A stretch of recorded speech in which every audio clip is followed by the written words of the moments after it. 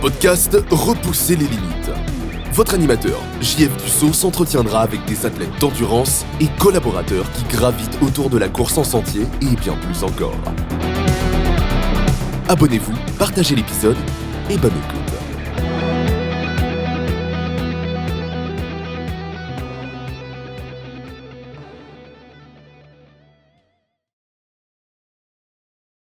Bienvenue à Repousser les limites.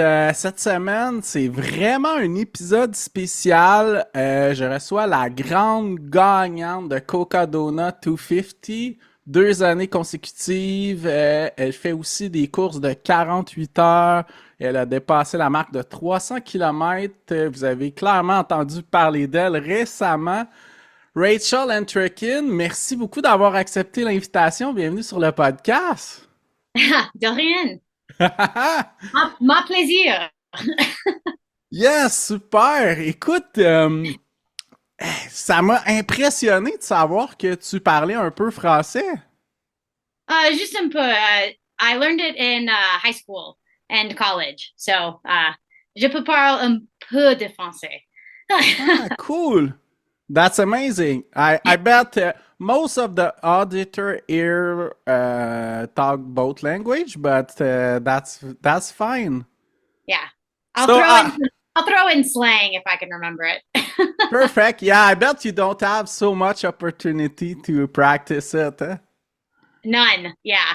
When I was in Seattle, I lived there for a while, and there was like a surprising amount of like French speaking folks there. And so actually during work, I would speak it quite a bit, but that was 8 years ago. So it's been a while.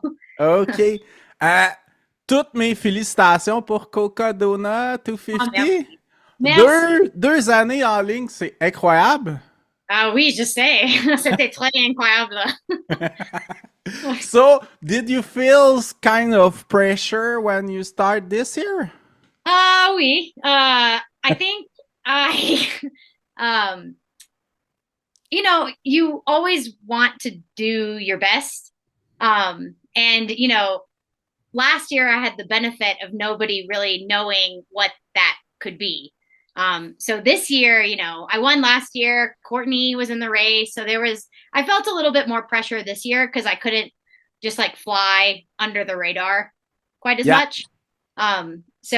And I think there were a couple of podcasts in which like people said like, oh yeah, like, now you have a target on your back. So people are going to like chase you and they're going to look to you. And so it felt a little bit, I had to get over feeling like I was under a microscope a little bit. And just remember like, I came here to do whatever I'm going to do. And however many people want to look at me has to be independent of how I'm feeling and how I can race. So cool. Yeah. That's amazing. You're a great inspiration for us in Quebec. Thank you so much. Yeah, well, you're welcome. I just like running. So I'm gonna ask you one of my favorite question on the podcast in French. Comment le sport est arrivé dans ta vie? I started running in college, mostly as a way, not on a team or anything, just as a way to learn where I was. I was living in a new city, and I, wanted to continue I was active with sports in high school, but I wasn't really good at any of them. So in order to, maintain some of my fitness and explore the area, I picked it up, and I realized actually that the further I went, the more I enjoyed it. So I was doing like 20 miles just like after class, around the city of Birmingham, Alabama. Wow. Yeah. And it was like, well, this is awesome. And then eventually I decided like, well, maybe I should try doing a race. So I started college as a sophomore, technically. But my first year of college, I signed up for my first marathon. So in 2010. And I was like immediately hooked. So, but I never really ran for sport before that. I hated running.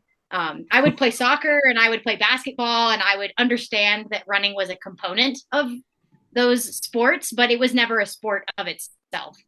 Um, Mm-hmm. but yeah, that has dramatically changed now. I'm terrible at all sports except for this one.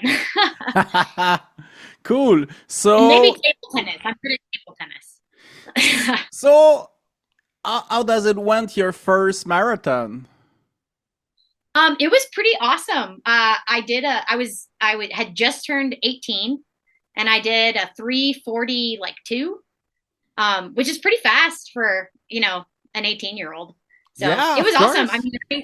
Yeah, I thought it was just so cool that like I was able to do that, I would go running. I was a little bit more neurotic when I was younger. And so I was very like regimented with like run every day sort of thing. And I really didn't need to train much more to accomplish that goal. So it seemed like pretty quickly this was something that I could be pretty good at. And especially being a young female. I mean, I was the youngest person at every race by 20 years, you know? Wow. Yeah. And they were all men. And so it was kind of fun to like show up and at especially trail races. I got into those somewhat quickly. And so I would come to trail races and it would just be like me and like two other women. And it's like, all right then, like, and so to perform, pretty well at those events, being, somewhat in a minority was definitely helped me keep signing up for them. Nice, but I mean, you were running 20 miles for fun, so marathon was Not that not. much further. Yeah. And Yeah. that's the same logic that got me to sign up for my first 50K. So it's not that much farther. So, how did you start the trail running? I think it's in 2013. Yeah, 2013. So I actually met a trail runner at my first marathon. We met at mile 4. I'd never met him before, but we ran the rest of the race together. And like I said, he was a trail runner, and so he convinced me, I think, within like the month to come to a trail race. Wow. And I initially did not like it. I thought it was, yeah, it was a lot. I thought less efficient. Um, so, why would I run 4 hours or 4.5 hours when I could run this in under 4 hours? Like it's the same distance. It seemed like kind of dumb to me. But then I think it was really, I dabbled with trail running, but I was mostly a road runner until I got into the ultras. And then it was like, oh, okay, I like this much more. So, Yeah, of course. If you like so much running 20 mile on the road, you transfer this on trail and you don't see the time goes by. yeah. And well, sometimes it goes by very slowly if you have a massive hill that you're trying to climb up. But yeah, it's definitely, I think, much more enjoyable. And I think too, obviously there's all types of people in both trail running and road running, but the trail running persona is one that I grew to identify more with. Yeah. So yeah, definitely my preferred method of running now is trails. So Yeah, I bet. You moved to Colorado, so yeah, it's let's been, see. I basically live on a trail here. So Oh, cool. yeah, it's So nice. it's way better for your training to live in Colorado now. Yeah, I live at 8,700 feet. So I'm pretty high up there. So that I think was certainly helpful this year with my racing has been, a lot of the races I do are below where I live. So Yeah. I can tell the difference. It feels like I can go up hills and I'm not gasping for air, which is a nice feeling. To just be like chattering away while I was on a kind of a running trip with my buddy this weekend, and he was like, and I was like, so what do you think about like all these things? So it is a really big, moving to Colorado has been a big benefit for sure. There's gigantic climbs that you can do. There's so many more. I was living in Los Angeles before I moved here. Um, Wow. a lot more trails out here, and a lot more people who are interested in running those trails with you too. I Hmm. think because in LA, I mean, there's 100,000 types of people in LA, and I would say trail running is a very small percentage of those people. So it was hard to find anybody that wanted to go with me on the types of running that I wanted to do. Yeah, Um, yeah, yeah. Yeah, I did visit like kind of your area in 2019, and I felt in love with Colorado. I spent 1 week visit Colorado Spring and a couple classics, and wow, Colorado is a yeah, great place to be. magnifique, magnifique for sure. Cool. Okay, so how did you enter in a 24-hour race? I when I started running, I really systematically worked my way up toward like longer distances, and part of that discovery process was fixed time racing. Yeah, Um, yeah, yeah. so after I think it was after my first 50-mile race, I started signing up for 12-hour races. There was one that was local to my state that was pretty popular. And so I signed up for that and I loved it. I think it's a really good litmus test of your fitness because there's Hmm. no excuse to walk ever, usually. Yeah. Now there are some that are hilly, but that's almost like part of their shtick in a way. I did a race one time that was a 1 kilometer loop, and it had, I want to say it was like 350 feet of gain in that loop. So like you're doing it, you're not, you're walking quite a bit in that one.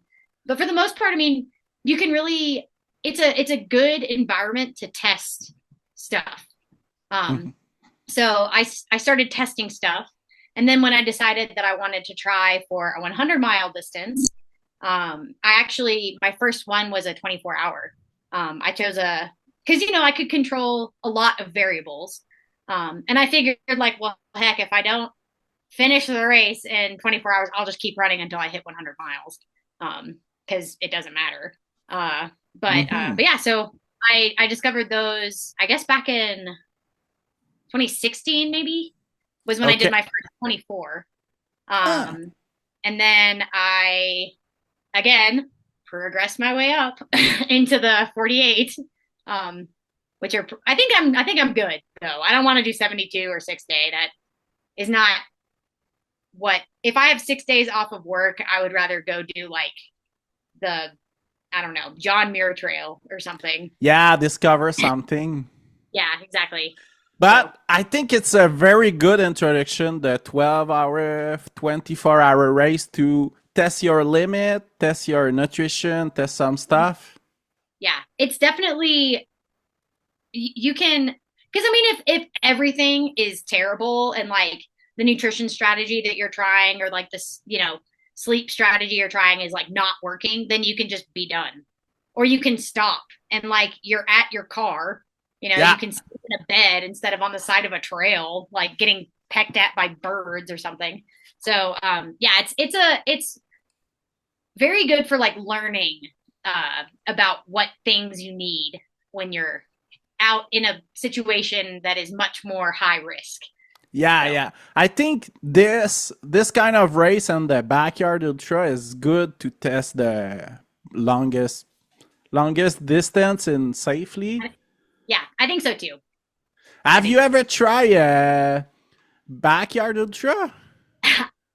Is there a French word for backyard ultra? No, Not really. We use the same. backyard ultra. Okay, yeah, just wondering. I have done exactly one. And it was Okay. a little bit. It was another one of those kind of like goofy races because it was in the middle of the desert of California in July. Wow. So it got up to like 115 degrees by like 11 in the morning. And so nobody lasted very long. Which I think is maybe kind of genius on the part on like behalf of the race director because like cool, like my longest person is going to be like 10 hours or something. So I didn't have the best time at that race, mostly just because the weather was insane. I mean, it got insanely hot. Um, I think I would like to return to one at some point. Um, but right now I'm really enjoying the trail racing. Yeah, So yeah, yeah. yeah, so I don't think it's going to be anytime soon necessarily. Yeah, yeah. Unless something changes. Yeah, cool. So, how did you jump in the 100-mile distance? Mostly just from learning I could do it in the 24-hour distance or the 24-hour racing. Yeah, Um, yeah, yeah. I did one I did one 24-hour and then signed up. Well, and then I moved. Actually, I moved to Washington. And then I signed up for a 100-miler that was actually 12.5 mile loops, but it was on trail. So it was like, okay, like this is kind of both things. Like it's a loop, it's relatively like I can control some things. I could be back at my car within 3 hours or 4 hours or however long it would take to do a loop.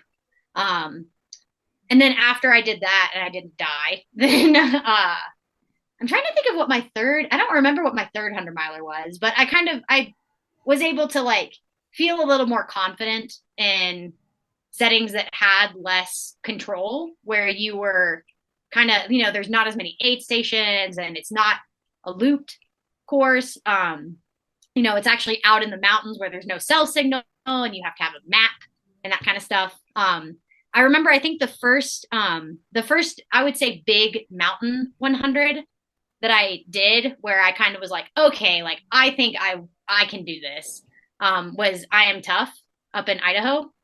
Okay. I think I did that one in 2018 or 2018, I think it was. And I had a really, I think my performance at that race was really well done. I felt really good when I finished. I worked my way up um, in into first place. I think I finished within the top 10, but I don't quite remember.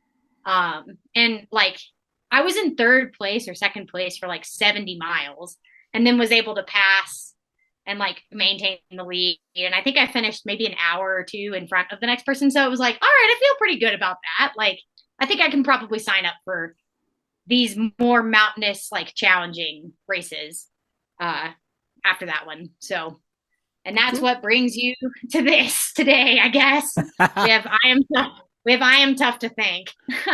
Cool. So, what did like a typical day for you? With regard to like my days are all pretty variable. So I'll tell you about a week. Okay. So I work, I'm in healthcare. So I work 4 really long days in a row. So on those days, the only time that I have to run is because I work from basically 6:30 to 6:30. So the only time that I have where I want to run is usually my lunch break, which is about an hour. So I would say 3 days a week, I'm doing like 6 or 7 miles, like whatever I can fit in that like kind of 50-minute time frame. Because I also can't walk into work like smelling gross, so I have to change clothes and shower and stuff like that. But yeah, so 3 to 4 weeks, I call it my speed work. So 3 to 4 days out of the week, I'll do a fast run because I'm just trying to get it done in time. And then I'm off on Friday, Saturday, Sunday. So those days, I mean, I love running really far. I think it's extremely fun. And so those are the days that I like to stack big miles. But admittedly, that is not my preferred training schedule. I really like having one day in the middle of the week that I can do longer. I don't know why that is, but so my previous job, I would take Mondays off. I would run forever on Tuesdays. And then either Thursday or Wednesday, I would do like 6 or 10 or something miles. And then Friday, I would do like a medium day, so like 15 miles. And then Saturday, Sunday, I would just go ham. So that I like taking rest days. I think rest days are important for recovery purposes. I haven't been able to take as many this I would say while I've had this contract that I'm on, just because otherwise I'm not going to be able to get in what I feel like is the correct amount of training mileage. So it's been a little tough, but my contract is over in like 3 weeks and I'm really excited. So Oh, cool. yeah, So, what? I think you're vegetarian, right? I am. Yeah, So, do you have a specific diet for racing or? not really. I mean, other than like I don't eat meat, but I'm kind of Yeah. I'm a crappy vegetarian, sort of. Like I'm never gonna like accept something if I know that it like if it can be made without meat in it. So like if it's an avocado and like bacon or something wrap, like I'm not going to take that. But if I bite into it and it has bacon in it, I'm not gonna like panic about it. I'm just gonna be like, okay, well I can't have that. Or like I don't know, whatever. I'm not like 100% militant about it. Yeah. I hear you. I'm vegetarian too, but I kind of flexible. I eat fish sometimes, and Okay. Yeah, yeah, I am pretty strictly vegetarian, but like I'm not gonna absolutely have a complete meltdown if you know it's got beef broth in it or something. Like I don't care about those things. yes. And kind on race days, sometimes you cannot like if you have the broth with the meat or something, that's fine for me too. That Yeah, I don't care. I mean, if it's my choice, I choose not animal products. But if yeah, it's not my choice, then I would just like to be considered. So cool. yeah. Okay, so how many miles usually you fit in a week's when you plan for a major event in your season?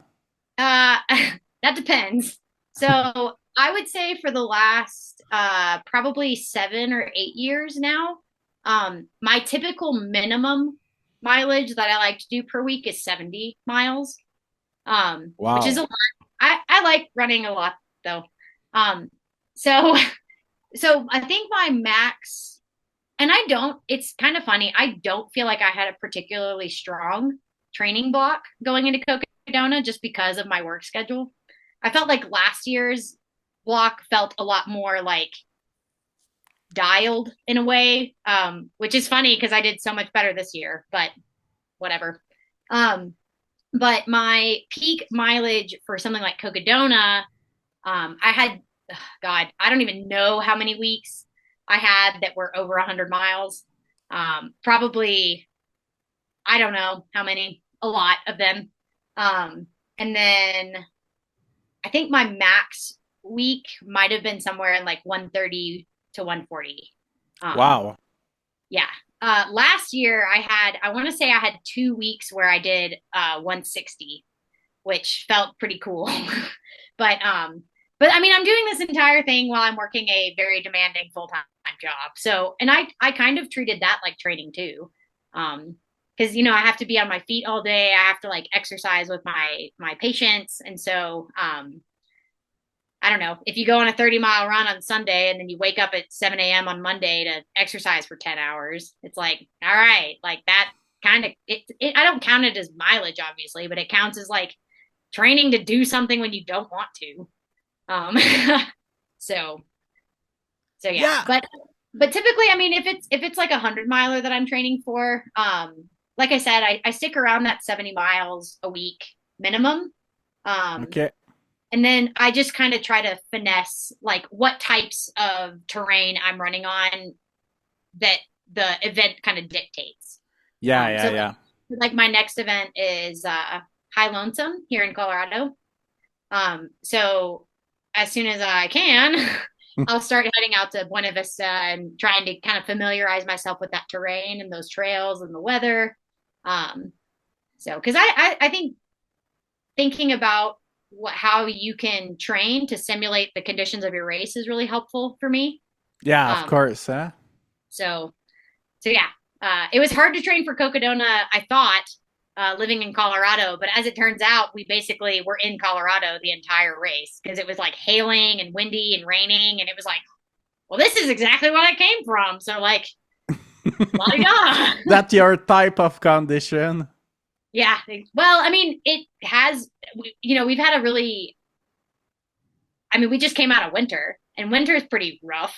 And spring, I think, can yield the very same types of weather that Cocodona was this year with like the fog and the wet and the hail and like really cold, but also like gets really humid. So I think I got pretty lucky this year. Cause I made a very, I guess like pivotal decision to not do any heat training. Because I simply didn't have time this year. And I'm glad I didn't because I chose to run during that time instead. And it sounds like it would have been a waste of time to do heat training this year. Yeah. So do you think you are better on tough condition? I think so. I think so. Mostly just because the tougher the conditions are, like the more people there are likely to drop. And I'm very good at outlasting people. Mm-hmm. So maybe to your point, like maybe I should do a backyard. but yeah, because I don't know. I mean, I just am like too dumb to quit. So I just will keep going even if like the weather is awful. As long as nothing is wrong, there's really no excuse to stop a lot of the time. Yeah. So how do you prepare your mindset for those kind of races? I think a lot of it really is practice. Like I said before, I've progressed my way up kind of stepwise. Mm-hmm. And I don't really like to move on until I feel like I understand like what is required to do that. So, I want to say I did 5 48-hour races. Before I decided to do, and 2 of those, I think I had hit 200 miles or more during. And so it's like, okay, like I understand what it's like to run when my legs don't want to. And like, I know how to make that happen. And like, I know how to deal with sleep deprivation and I know how to deal with like negative mindsets and like reverse those during a race. And so, once I was able to do that in an easier event, like a flat 48-hour, then I felt like I was ready to like, okay, well, what 200-mile on trail do I want to look into where I can really like test these skills to see if I pass. And there's I think it's called the Divide, right? Up in Canada, the Divide 200. Yeah, in Alberta. And that one is really interesting. But last year when I was trying to think about what I wanted to sign up for, it didn't really fit in with my time frame. And Cocodona is the other one where it's like, well, this is the one I'm doing. If I'm doing a 200-miler, it's going to be like on North American soil. It's going to be one of those 2. So, yeah. So do you have any interest to run races in Europe one day, like Tour des Géants, Swiss Peak? I would like to. I would definitely like to. I think Tour des Géants is pretty interesting. It seems pretty hard. I'd like to. I think the terrain is really similar to a lot of the really high country here in Colorado. Yeah. So once I decide how I manage that, I'll consider it. Because obviously, if I get up there and like I hate rock hopping or like all the technical, then I'm probably not gonna do a race that doesn't align with like my abilities or interests usually. So yeah, but we'll see. I mean, I'm definitely interested in like there's a bunch of awesome 100-milers or like just random distances kind of like there's a lot of 120-mile races or kilometer races over in Europe, which I think is like such a fun little distance.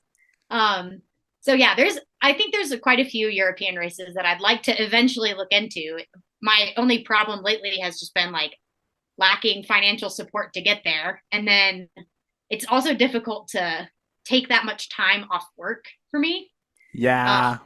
So yeah, I actually did qualify and attempt the Spartathlon.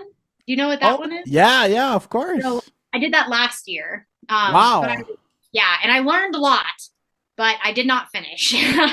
But it was, I mean, it was going through that stress of like international travel on top of like a full-time job, like, because obviously when you're flying 15 hours across the world, like you don't just want to stay there for a week, like, but it's hard to take that much time off my work. Mhm. So I don't know. It's a whole thing. Yeah, and I want to mention that you don't have any sponsor too. So you pay Yeah. your thing by your own. So if there are any sponsor that are listening, Yeah, please help me out. It's funny because last year for Cocodona, I actually had to crowdsource my way to the race. I had to use a GoFundMe to pay for all and I actually like, it was incredible. But yeah, I had to use a GoFundMe to pay for the race fees, which worked. I mean, I got actually beyond what I asked for. Um, and then it's funny because after Cocodona this year, I guess like people found that link and started donating to it again. And it was like, oh, sick. Like, yeah, please, like feel free to do that. That's awesome. Um, cool. so yeah, it would be nice to have a little bit of like financial support, but if that doesn't happen, I gotta go fund me, and that worked before. So if I need to do that again, I guess I can.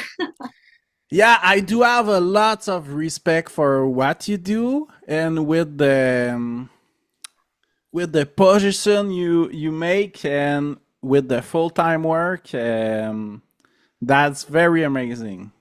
Yeah, I mean it certainly is not easy, and I think I you obviously have to sacrifice things, but I do honestly love running. I think it's given me so many more positive things than it has negatives. The only real negative I can think of is like I never sleep.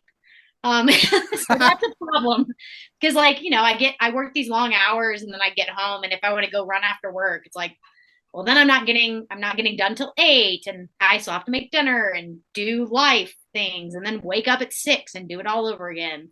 Um, so sleep is definitely, if I could just figure out how to sleep, I think it would be really awesome. But Okay. So, how do you take care? Let's talk about Cocodona, the to yeah, last cool. year. Yeah, more in detail. So, do you take care of your feet? Do you put some taping before to start, or?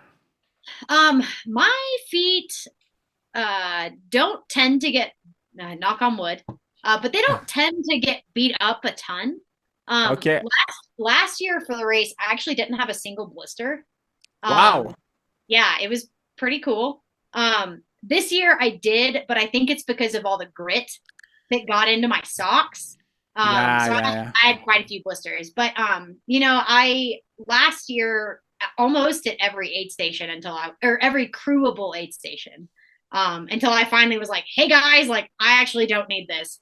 My crew would take off my shoes and socks, clean my feet, and then like send me on my way with like new socks and like a different pair of shoes. But eventually it was like, okay, well, my feet feel fine. So like, we're just wasting time doing this. Like, I'll let you know if I need something done. And so this year, that was kind of more of the approach that we took Mm-hmm. was, before the race started, like I didn't lube my feet or anything. Like I don't tape anything.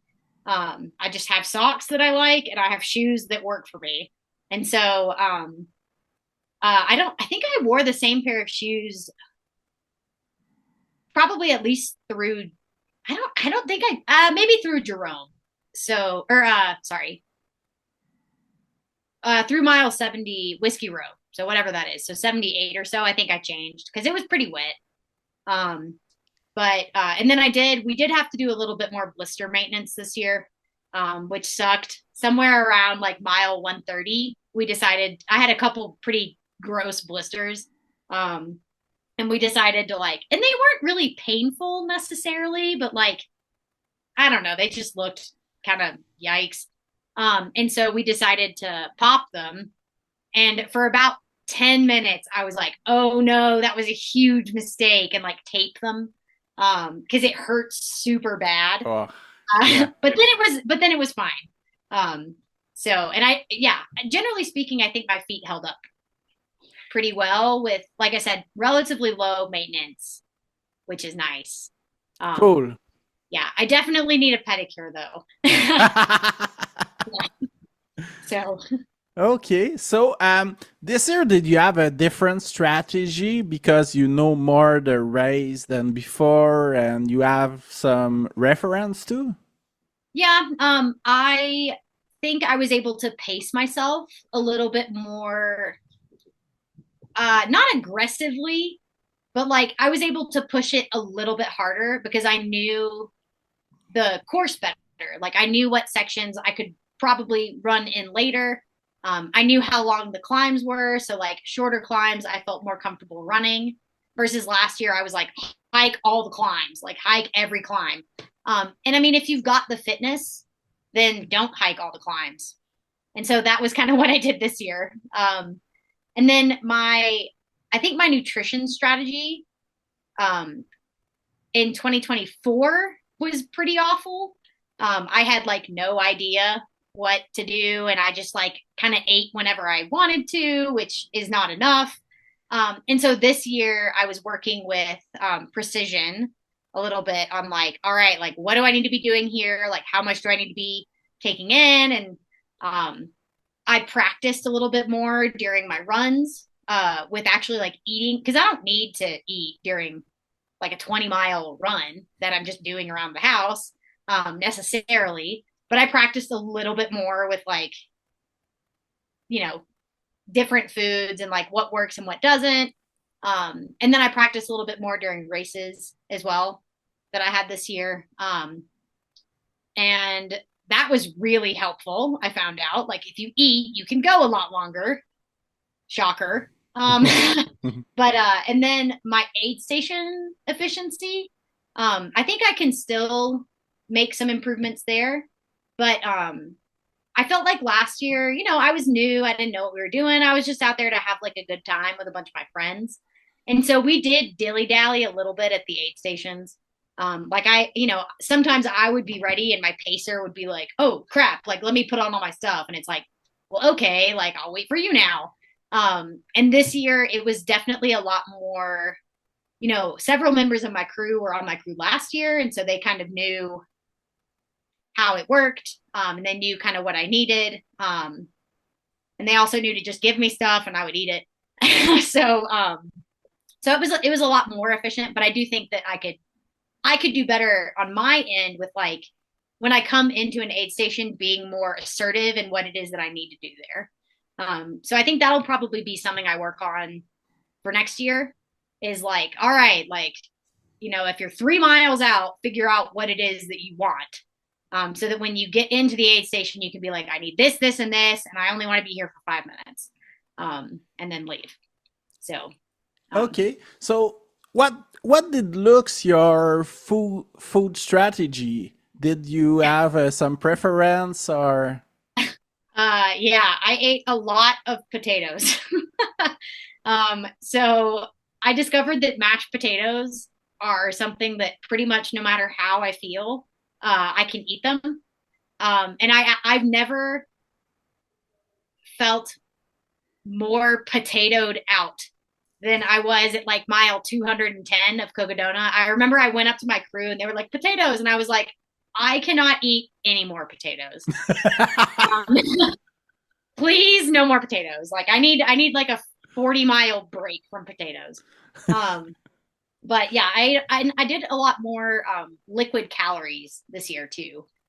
So for a lot of the race, I would have like 1 bottle of calories, and then I would have just like water, or I would have 2 bottles of calories in a bladder that was filled with water. Because I always like to have water. I don't ever just want to have like, you know, scratch or something. Yeah.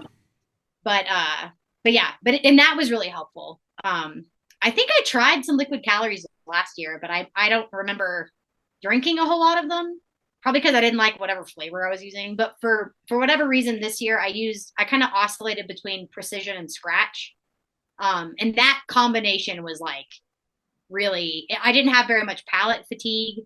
I always kind of felt, and there's enough flavors of scratch because precision it's like pretty neutral flavored. But it just has like a ton of like good stuff in it. And it can be like pretty high in calories. And then scratch has just like a ton of flavors. And so I never felt really that bored with anything, which was nice. So Okay. Okay, nice. So, did your crew have some specific indication with you? um how do you mean?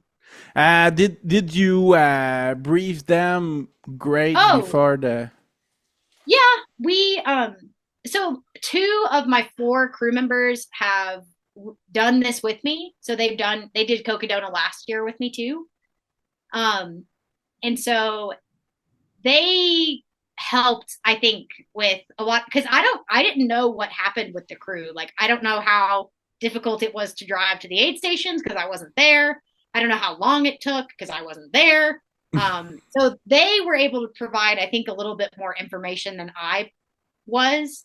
I know one of my new crew members this year called me with like, I think it was like 2 days before the race and was like, I'm freaking out because I feel like I don't know anything. And it's like, then you need to talk to like Jake and Evan because they did crew. I can tell you how the race is going to go and I can tell you how our interactions are going to go, but I don't know what crewing is like. Um, but from like our collective perspective, we had a phone call in a group chat too, where anybody was welcome to like ask questions or send funny memes or whatever. But we had a phone call about 2 weeks before the race where it was like, all right, here's the schedule and like here's what roughly I'm going to need from you guys being on my team, or like us being on each other's team, I guess. And so and like my previous crew members were able to kind of talk about like what that was like. And um anyway, so we did a little bit of some briefing, but I think, I don't know, last year everybody just kind of figured it out. Like everybody fell into kind of certain roles, I would say. Like one person was like the social media person, and like the other person was like making sure that I had everything I needed before I left, kind of thing. And then one person was like always filling up my bottles. The other person was in charge of waking me up if I fell asleep, kind of stuff. And so this year I noticed that those kind of unspoken roles, people just kind of figure out what it is that they're doing and they just kind of stick with it the rest of the time. So, and then Ah, obviously like fill in when necessary. But I don't know, there's some, I think crewing is going to be something I'd like to focus on more, maybe, is like having a better idea of what I need from my crew members and maybe like even giving them specific roles when they're not pacing me, obviously. So because I do think that is we as a team made so much progress with regard to last year versus this year. I know that a good reason why I was 10 hours faster than I was last year is because our crew dynamic was much more efficient. But I do think that there's a couple like small things that we could tweak that would save a lot of time. So I'm interested in kind of sitting down with a couple of my crew members this year and being like, okay, like what do we think about like changing up some stuff? So kind of optimizing the game a little bit. yeah, like I was so Jake, who was my crew chief, he's been on several elite 100-mile runners crews. And like I'm reading through their emails where it's like, all right, like if you're in charge of hydration, like here is your list of responsibilities. And like if you're in charge of keeping me cool, like here is your list of responsibilities. And if you're the crew chief, like here is your, and I think that can probably be helpful because it's like, all right, cool. Now I have a very well-defined role, and like a Mhm. very well-defined part that I'm playing where nobody's having to like, oh, well, like I think Rachel got her bottles, but like, I don't know because everybody's trying to like do the same thing. So that could be something to I Okay. don't know, go with. But it's also like I don't want this to be too serious because at the end of the day, it's just running, it's just a Yeah. race. Yeah. So Yeah. anyway, I still want it to be fun, and I still want you know to learn stuff, and I don't want everything to be completely perfect all the time because that's not as much fun. But anyway, we'll see. I can't Okay. I can't get too serious about this. Cool. That's fine. So I'm so curious to know how does it happen for you when you were on the race and you learned that Carney DNF. um, I think my first question was like, well, is she okay? Because to Yeah. me, she never does that. Like I don't even know the last. I know she's DNF Hard Rock and Western, but like because she was injured or ill, and Yeah. so Yeah. that was like, oh crap, like that sucks. Um, so yeah, I mean, I was mostly just like kind of concerned that something had happened, um, which would have been a bummer. Because I remember one of the live stream guys was like, "Oh, well, are you happy?" And I was like, "Why would I be happy that somebody had to like quit racing? Like, I'm not happy about that." Um, but I was very surprised to learn, and I actually learned. So she dropped at mile 105 or 108, and I didn't learn that she had dropped until like mile like 140. So it was a while. Like I didn't know that she wasn't in the race. I was just running as if she was in front of me. Um, but I mean it didn't change much of my strategy. Like I was going to run the race I was going to run regardless of who is still competing. Like I'm still competing, and that's all that I cared about. So, but I was definitely shocked. Mm-hmm. Yeah, definitely shocked. Okay. So, did you have some part very hard on the race? Did you have some hallucination or Did I have what now? Motivation? did you have any hallucination or some Oh, low part of the race? I didn't have any low sections necessarily. I had one point. I swear the hardest part of the race for me is like the last 10%.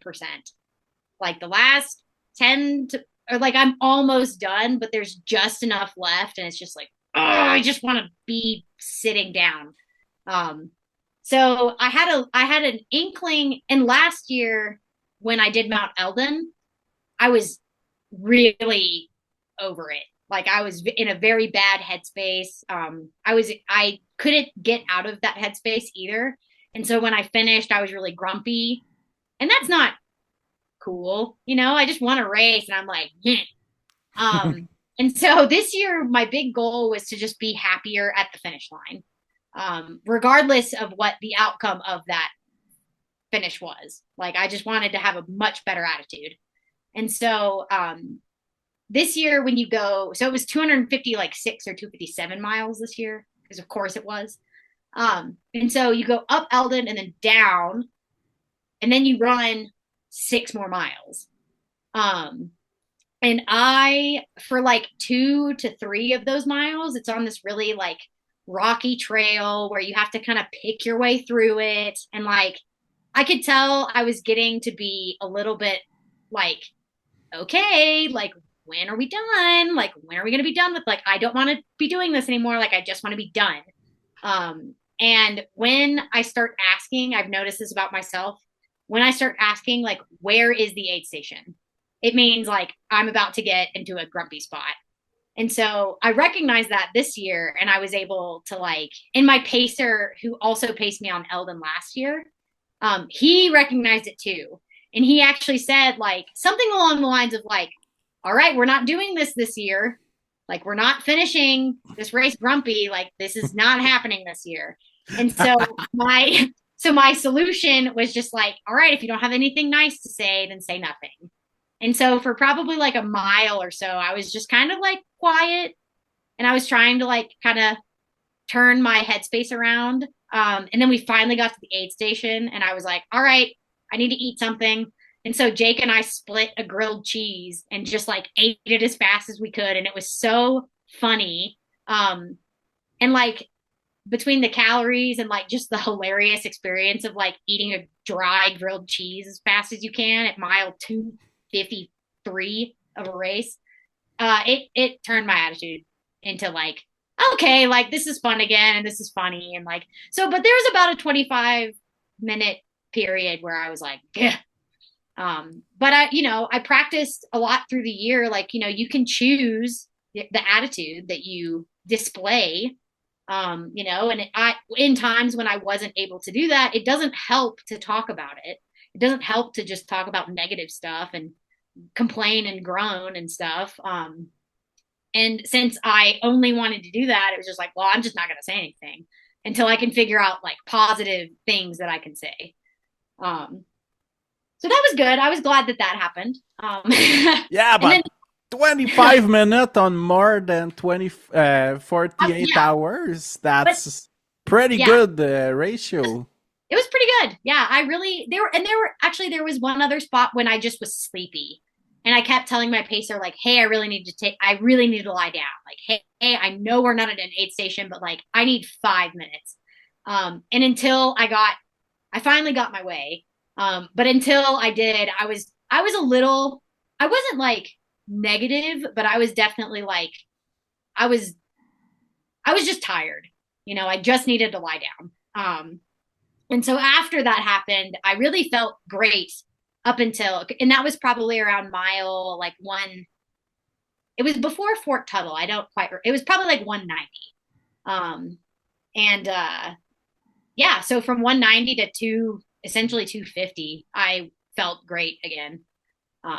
So yeah, I was really happy that the goal I'd set of like try to be happy in the race, I'm glad that I hit that, because that was the most important, I think, one for me was like, am I strong enough to control my own emotions during this race? And like, am I strong enough to choose to be grateful instead of suffer?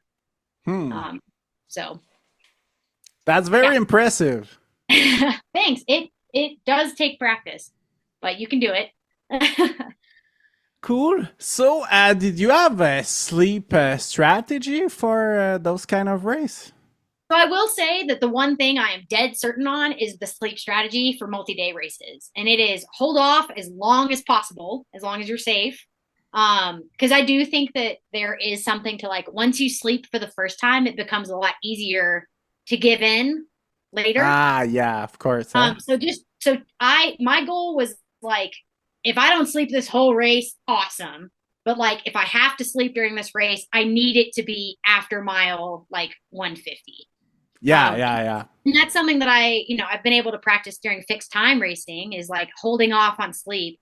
So I know that I can stay awake for 40 hours without needing to sleep because I've practiced that. So yeah, I don't remember exactly. I think it was about mile like 200 or so, or 190 when I fell asleep, and I actually didn't even do it on purpose. Yeah, my crew was sitting down to like do foot care, and I just passed out. And then I woke up exactly like 20 minutes later, and I was like, all right, I got to get out of here. And then the same thing happened on trail. I took a dirt nap. And I told my pacer, like, all right, I want 5 minutes. And then I think the timer that he had set had like 10 seconds left. And I woke up and I was like, all right, let's go. So, wow. So yeah, I do think that the sleep strategy of like hold off as long as you can on sleeping, as long as you're safe, is a good one. And then too, I think it depends on the temperature, because last year I actually wound up sleeping in the middle of the heat of the day. And that was helpful, because I avoided that and I didn't just like go out and bake myself in the sun. But I still made it to the halfway point last year before I laid down. So, yeah, my sleep strategy is don't plan sleep. I think that's really foolish, because then if you're not tired, you're just wasting time. If you're tired, it doesn't matter what time of day it is. It doesn't matter if you're at an aid station or if you're on the side of a trail. Like, if you're tired enough, you will sleep. So just let it happen, is my strategy. And I recommend it. So cool. Yeah. I do have a friend from Quebec that ran Cocodona 250. Before that, I have a question for you. I'm gonna ask it in French. It's a little complicated for me to traduce it. D'accord. Okay. We'll make it work. Okay. Qu'est-ce que cette course a laissé en toi? Qu'est-ce que tu avais pas avant? Okay. I don't know if I understand it. What did this course learn on you that Okay. you didn't have before? Okay. So like what did I learn this year doing it? Or the I 2 years? okay. I would say last year. Um Last year I learned that I was capable of a lot more than I gave myself credit for. I would say this was my first trail 200 miler. I wanted to finish the thing. Um, but I had very soft goals of like certain times. Like I remember my goal last year was I wanted to sleep in a bed by Thursday. And I didn't even know what time that was gonna give me, but I wound up finishing Thursday morning. And so, that was really cool to like, oh, well, actually, like, I can do better at things than I think that I can. Um, and then the big takeaway this year, I think, besides obviously like, holy crap, like I am way more capable than I give myself credit for. The big thing that I took away was how it's not always easy to change that negative headspace, Hmm. especially when you're exhausted and your feet are hurting and like you just want to be done because you've been doing this for 2 days. But you can figure out how, like, nothing is permanent, and that includes negative attitudes. And we have a lot more control over that than I guess we give ourselves credit for. But it took a lot of practice. I mean, I had to go through a terrible, in my opinion, finish last year. Like my attitude was crap. I wasn't able to turn it around. And all year I've regretted that. And so I learned the hard way, that if you don't turn that attitude around, then it can affect how you feel about even the best accomplishment. Um, so yeah, I mean, I was again really, really happy with how my finish went this year and how I had that low spot. But because I knew what happened last year and because I practiced getting myself out of low spots for the past year, I've practiced, when something is going wrong, like, okay, well, like, what am I enjoying right now? Or like, well, in 20 minutes, like this thing that hurts probably isn't going to hurt anymore because I have enough experience now to know that like that's usually how it goes. So like I said, it doesn't hurt to think that things could get better. I think a lot of times we think, oh, it's only going to get worse, but like, no, it's not only going to get worse. Like, what if it gets better? What will that do for you? And dwell on those thoughts instead of cussing out the mountain. So yeah, that was my big takeaway this year was like, our brains are incredible. We can change our outlooks and that can change everything, I think. So, Nice. I do remember a quote that marks me so much. It says, "Shift your attitude into gratitude." yep, that is a good, and I mean, it's so hard. It's so hard to do. But I mean, Yeah, look at the sport that we're choosing to do. Obviously, we like hard stuff. yeah. So, and I would say being happy and being grateful and telling my crew members this year like how thankful I was that they were there while I was running with them and while they were helping me.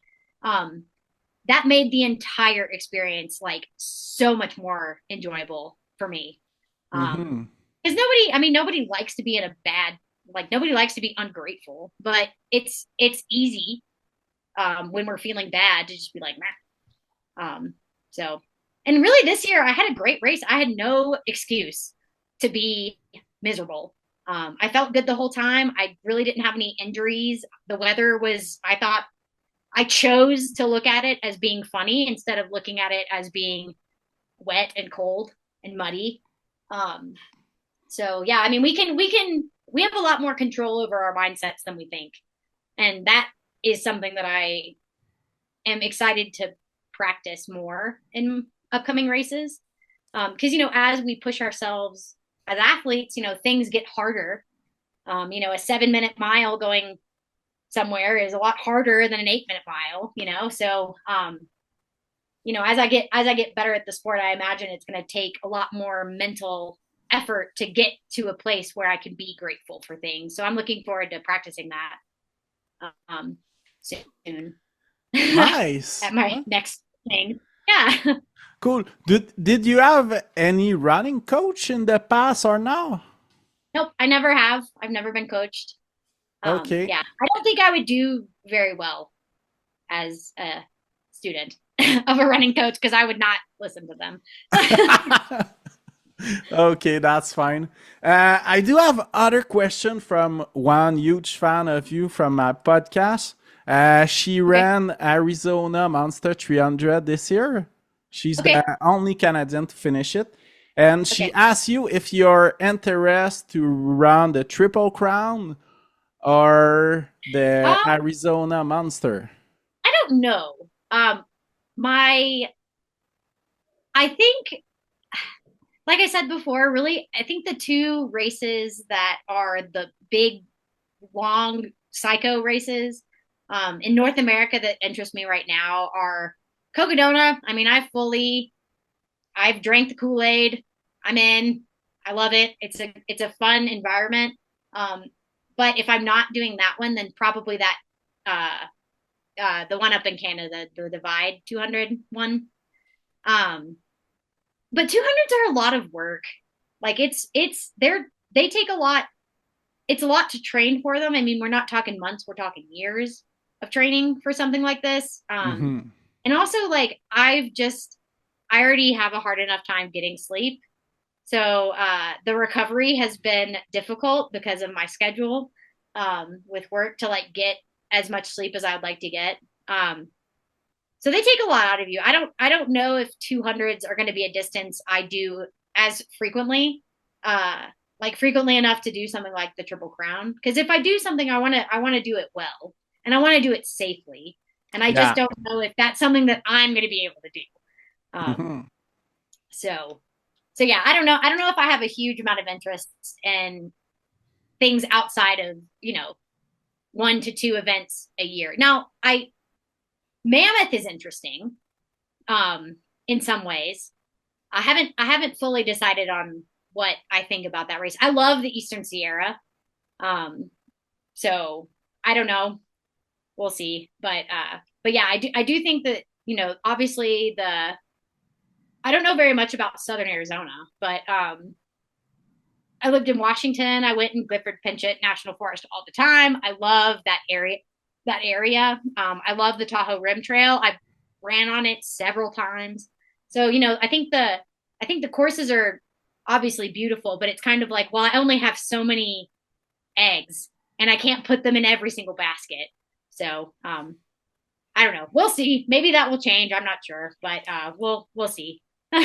Okay, that's fine. So, what's your other project this year? You said about other 100 mile kind of soon. Yeah. So I'm doing High Lonesome. So it's in July. So July, I think it's 19th. I'm really excited about that race. My partner has run it or has started it every single year since it's Wow. been going on. So he's working on, I think, number 8. Um, he wasn't able to finish last year because he had an injury, but yeah. So I'm excited to see. I mean, obviously he's somebody that I care a lot about, and I'm excited to see what he sees in that race. Because that's one thing that I think is so fun about racing and running is that collective experience that you get.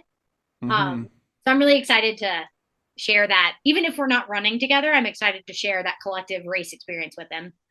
So I'm doing that. And then I'm also doing, as of right now, I'm doing Plain 100, which is in Plain, Washington. It is a self-supported 100 miler. And it is super fun and I love it. So I'm doing that. And then I met Mike Verstee at Cocodona this year. We were able to chat a little bit because we were running similar paces for a while. Um, and he invited me out to saddles and invited my whole crew. So I think everybody's gonna do saddles, but I signed up for the 50 because it's only a couple weeks after the 100 miler, um, the plain 100. So I signed up for the 50, but we'll see. I might do the 100. I don't know. But Kevin, my partner, and Jake, my crew chief, have already signed up for the 100 miler. So yeah, we're gonna go to that, and it'll be really fun. And then I don't really have anything else planned.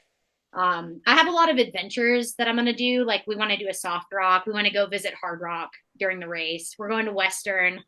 I'm going to Washington in late June. My friend's mom is putting on a race and she wanted me to like show up and chat on a panel. So I'm going to do that.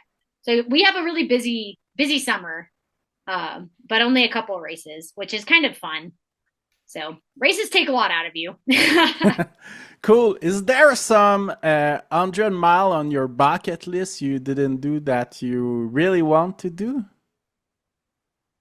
That's a good question. I mean, I think it would be, I'd like to look at Hard Rock at some point. So I am hoping to do a soft rock this year, with a couple of my friends. So that'll be nice to see if, again, if it's even a race that has terrain that I am good at or interested in. Because it might just be like 30 hours of hiking, in which case, like, I don't know if I'm interested in that right now. But we'll see. I'm interested to give it a shot. So I don't want to say it's on my bucket list, but it's definitely a race of interest. There is a race I found out about this year called the Snowman Race. It's in Bhutan. It's a stage race, but it's in Bhutan, and that place is beautiful. So I applied for it. So we'll see. But that could be a bucket list race if, because that, I mean, you go up to these 18,000 foot tall passes and the terrain is just next. It's wild. So that, I don't know. I don't know if I have any bucket list races, because if it's in North America, I can probably go and get in. But I haven't really looked a whole lot at European races just because financially I can't make it happen. If something changes, and I spoke with somebody today who expressed interest in like helping me get transportation and like funding for international races. So I actually am excited to look into some of those. Because I think France has some stunning races, like in Lyon and Nice, and obviously UTMB, and like I would love to go abroad and actually like one of my friends just did Snowdonia and just only said it was beautiful. And so, there's obviously a lot of those things that I just don't really know about because I've never thought I could afford to do them. So why torture yourself with like, here's a race you can't afford to do? But maybe, I mean, hopefully that changes and hopefully my answer is different. But yeah, Cool. I think every race is on my bucket list. I want to do every race. So good luck on your sponsor, for your future sponsor. I'm sure you're gonna get some good sponsor at one point. I hope so. I mean, it would certainly make it easier to do these things if I had a little help. But if that doesn't happen, I'm not gonna be too upset. At the end of the day, like I said, it's running. I don't want to make it too serious. As long as I can do it, and as long as I'm not, I think the thing that frustrated me so much last year was I felt limited because I wasn't able to go to Cocodona. Like I wasn't able to afford it. And then the community ensured that I was. So I think, if you're passionate enough about something, you're going to figure out a way to make it happen. Yeah. And if a sponsorship doesn't happen at the end of the day, like, well, what did I do to try to make that happen? Like, did I reach out to people? Did I, whatever? Like, I can't just be like, oh, poor me. I still don't have a sponsor. Like, if I don't have a sponsor, then probably I need to look in the mirror a little bit and see like, why is that?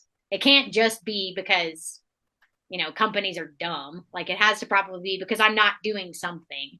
So I don't know. I need to figure out how to be a sponsored person, I guess. How to be a sponsorable person. Yeah, but again, that's all of your honor to be the level of fitness and the level athletes you are at now, and enjoy. And Yeah. that's so cool that you put it in front to have a fun race for Cocodona this year. That was your first priority. Yep. Very So important. Yeah. That was the only goal was, I knew who was signed up and I knew, I wanted to compete, but my only like goal was I want to not do what I did last year. I want to finish this race and I want to be happy when I'm doing it. And yeah, mission accomplished. nice. So, did you have any recommendation to for a listener that listen that want to try 100-mile distance? Oh, I hope they do it. You don't, I think for me, it's very rare that I go into a new distance um, with any other expectation than just like, I am here to learn. Hmm. So if you're signing up for your first 100 miler, like it's not likely that it's going to go perfectly. Yeah. It's not supposed to go perfectly. Mm-hmm. Or at least I don't think it's supposed to go perfectly. But if you go into it with if you're okay with problem solving, if you're okay with like sitting with your successes and your failures, quote unquote, after the race is over and then learning from those things and choosing to apply them to your next races, like, it's super, you don't get to progress unless you try. So, if you're trying to do your first 100 miler, like absolutely go for it and give yourself some grace after the event is over. Cool. Yeah. Cool. So, Rachel, congrats again for Cocodona twice. Okay. That's so amazing. See, Lauren, I guess. Merci beaucoup pour ton temps. Thank you for your Yes. time. Yeah, Dorian. Thank you for So, having me on. that's my pleasure. Hopefully, we'll see you on the Canadian race one day. There's a new 200 miler in Ontario this year. That will be the first year. That's the the guys that organize the Divide 200. Mhm. So Cool. I need to look into more. I realized today how little I know about the um international racing scene. I need to do more research for sure. yeah, that's fine. You live in the perfect spot for trail running. Yeah, it's nice for sure. It's nice. But what else could be out there? I'm all about adventure and exploring, and I'm confining myself to one country. That's silly. So I'll have to look into more things. Yeah, so thanks a lot for your time and good luck for your other races this year. Well, thank you. Yeah, I'm excited. I hope it'll be a fun year.